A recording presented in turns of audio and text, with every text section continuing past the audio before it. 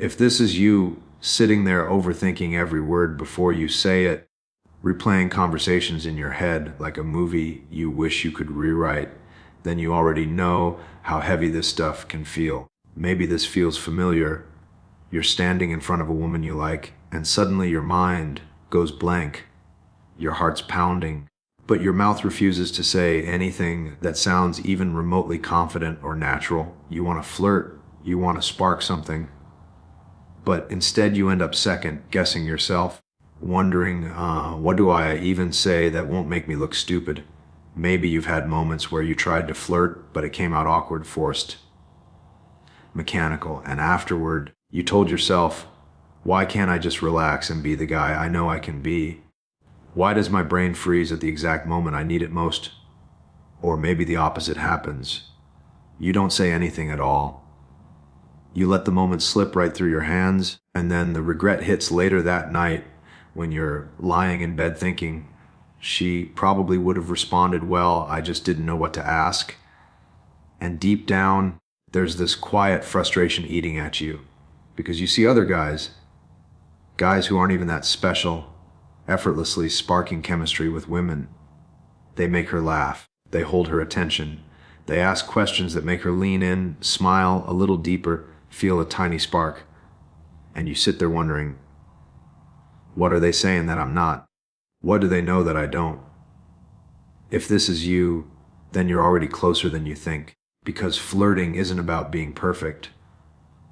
It's about using the right questions that slip under her guard, ignite her interest, and make her feel something she can't explain. So let me ask you this. What if there were just 5 questions, simple, subtle, powerful, that could flip a switch in her mind and make her instantly see you differently? Most men get this wrong because they approach flirting like it's a performance, like they have to impress her, entertain her, or prove something.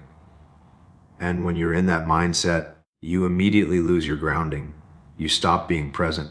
You stop being yourself. You start acting. And women can feel that shift instantly. It's the moment your voice gets a little tighter, your jokes become a little forced, and your energy starts begging for approval instead of commanding respect. If this is you, understand this: women don't respond to a man who's trying too hard. They respond to a man who's centered, a man who isn't afraid of silence, a man who understands that curiosity, confidence, and presence are far more powerful than memorized lines or flashy charm. And that's where most men fall apart. They think flirting is about the F-flash, when in reality, it's about the F-frame. One of the core masculine principles you were never taught is this: your energy sets the tone, not your words. If you come in anxious, trying to win her over, she feels it. But if you come in grounded, calm, slow, intentional, suddenly every question hits differently. She feels safe. She feels seen. She feels your presence instead of your pressure. Another principle is this: R's lead with direction, not desperation. Most men pepper women with random surface level questions just to keep the conversation alive. But a man with direction asks fewer questions, better questions, questions that guide her into revealing something real, something emotional, something that makes her feel connected to you without even knowing why. You don't need to be louder, funnier, or more impressive. You just need to stop chasing and start leading. Because when you speak from calm authority, she doesn't just hear your words, she feels your certainty. And that's the moment she stops evaluating you and starts leaning into you. It always starts the same way. You're standing there in a dimly lit room. Maybe it's a cafe, maybe a friend's gathering, maybe even a quiet corner of a bookstore. And you see her, the kind of woman who makes the noise around you fade without even trying. She's laughing at something someone said, tucking a strand of hair behind her ear, completely unaware of the way your chest tightened the moment your eyes landed on her. You feel that familiar pull, the urge to walk over, say something, spark something. But then the moment slows. Your palms get warm. Your thoughts start racing. What do I even say? What if I sound weird? What if I ask something stupid and kill the vibe? You shift your weight from one foot to the other, rehearsing the same 3 opening lines you've used before, lines that never quite landed the way you hoped. Then she glances your way, just a quick look, soft, curious, an invitation if you had the courage to take it. And for a second, everything goes silent, like the world is waiting to see what you'll do. You walk over, but your heartbeat is too loud in your ears. You ask her something simple, too simple. Something any guy would ask. Her smile is polite but distant. You can feel it slipping, the connection that could have been. The moment fades like breath on a cold window. Later, on the drive home, you replay it all. The light in her eyes, the almost connection. The way you wished you had said something that made her lean in, something that made her feel you, not just hear you. And somewhere deep inside, you whisper to yourself, if I just knew the right questions, the kind that make her open up, relax, laugh, feel drawn in, I would have changed everything. And even now, you can still feel that moment lingering in your chest. Most men walk around with a few quiet lies, running their entire dating life, and they don't even realize it. And if you're being honest with yourself, you've probably believed some of these too. Not because you're weak, but because no one ever taught you the truth. The first false belief is this as, if I say the perfect thing, she'll feel something for me. But chemistry doesn't come from perfection, it comes from presence. Women don't fall for the guy who crafts flawless lines in his head. They fall for the man who makes her feel something real in the moment. You don't need rehearsed charm, you need grounded curiosity. The right questions, not the right performancy. Here's the truth, URSR, she doesn't want perfect answers. She wants to feel your energy behind the question. The second lie is this S. If I don't keep the conversation going nonstop, she'll lose interest. This belief makes men talk too much, rush too fast, and ask 100 meaningless questions just to avoid silence. But silence isn't your enemy. Silence is where tension builds. It's where attraction sharpens. A masculine man isn't afraid of a pause. He lets his questions breathe. He lets her feel him. Remember this, a man who fears silence never hears the truth she's trying to give him. The third belief is subtle but destructive. Panas, if she's not responding with excitement right away, it means she's not attracted. No. Women warm up emotionally through depth, not speed. Most men stay on the surface so long that she never gets the chance to feel anything deeper. A well-placed, emotionally intelligent question can shift her entire perception of you. Instantly. Because here's the reality, Vesser, she didn't reject you. You just never gave her anything worth reacting to. You're not here to impress. You're here to awaken something inside her.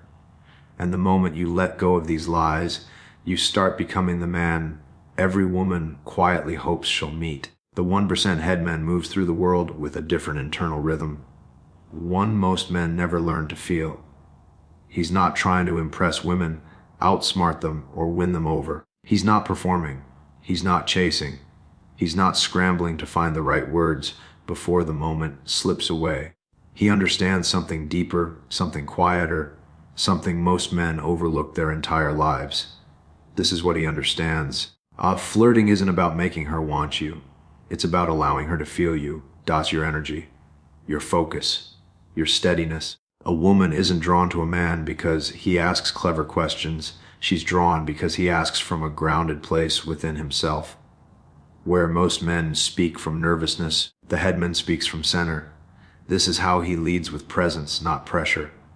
He walks into a moment with the belief that he has nothing to prove, nothing to hide, nothing to force. When he asks a question, he's not hoping she'll validate him. He's genuinely curious. He's exploring her world, not auditioning for a part in it. His calm makes her curious. His intention makes her open. His steadiness makes her feel safe enough to show the side of herself she normally hides. While most men obsess over tactics, what do I say next? How do I keep her interested? The headman focuses on one thing, staying rooted in who he is. He understands that the moment he abandons himself to impress her, he loses her. But when he stays aligned with his own value, his own pace, his own energy, she feels it instantly. This is why his questions land differently. He's not asking to get a reaction. He's asking to create a connection. And that difference, subtle, quiet, powerful. is what makes women lean in without him having to push. The 1% headman doesn't hope he's enough. He knows his presence already speaks for him. It happens in a moment you didn't expect. You're looking at yourself in the reflection of a window, maybe in your car, maybe in a dim room, maybe in the quiet of your own bathroom. And for the first time in a long time, you see the truth behind your own eyes. Not the doubt. Not the overthinking. Not the version of you that keeps scrambling for the right thing to say. You see the man underneath all of that. The one you forgot was there. You remember the way you used to speak without fear. The way you used to walk into a room without analyzing every step. The way your presence alone carried weight before you ever learned to question it. And for a moment it hits you. You were never lacking the words. You were lacking the belief that your words already mattered. Something loosens in your chest. A quiet exhale you didn't know you'd been holding. And you realize this whole time, you weren't waiting for the right flirting questions. You were waiting for permission to be yourself again. To stop chasing reactions and start trusting your own energy. To speak from center instead of insecurity. And in that still, soft moment, you finally understand you were never the man trying too hard. You were the man forgetting his own power. You've spent years believing that attraction comes from saying more, doing more, proving more.